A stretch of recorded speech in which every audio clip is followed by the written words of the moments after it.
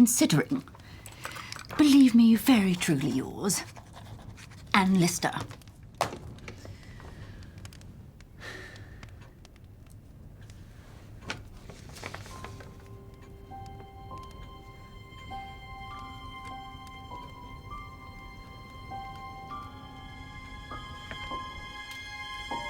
You were quiet at dinner. Are you going to tell me what's the matter?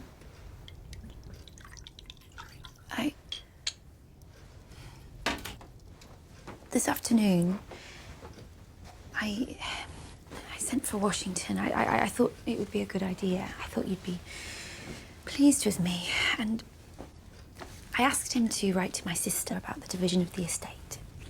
I thought it would be more formal than a letter from me, but less aggressive than a letter from a lawyer. But he refused. He said it was a family matter and he shouldn't like to get involved. And then, after he'd gone, I thought, well, first of all, I thought if you'd asked him to do something like that, he wouldn't even question it. That's not necessary. So that's one thing. And then I remembered that when my brother died, Captain Sutherland became very efficient at sorting things out. And at the time, I was grateful. We were in such turmoil. And then there was all the trouble with John's widow, Fanny, which was awful. But in the middle of it all, he became very friendly with Washington, Captain Sutherland did, and with Mr. Parker too. And that's why I just don't know if I could trust either of them to act in my best interests. That's interesting. I didn't know that Captain Sutherland even knew Mr. Parker or Washington. What happened with Fanny? Oh, well, after she returned from Naples, where John died, she believed that she was pregnant, and if she had been, the entire estate would have been the child's, but there was no baby. And then, because they'd been married so briefly and no heir, Captain Sutherland employed Mr. Parker to expedite, based on the stipulations in my father's will, the estate coming to me and Elizabeth. So Fanny was paid off, and that was that. But yes, Captain Sutherland and Washington and Mr. Parker, they were as thick as thieves by the end. I wouldn't worry about Washington.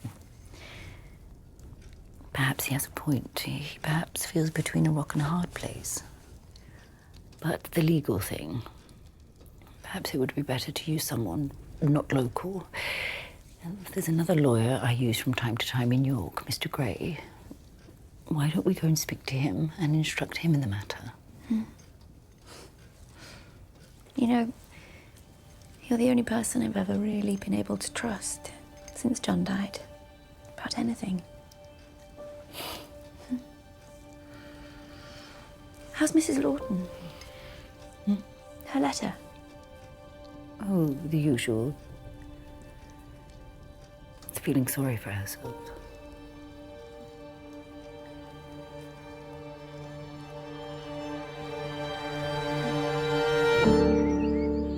I see they've made a good job of the drift, ma'am. I were up there this morning. I'm thinking of calling it Walker Pit, after my compliment to Miss Walker. How are you? I'm well, ma'am. Thank you. And I thought you might be interested to know, I got wind yesterday of a tale that the Rawsons have been trying to do a deal over Samuel Hall's call. Other side.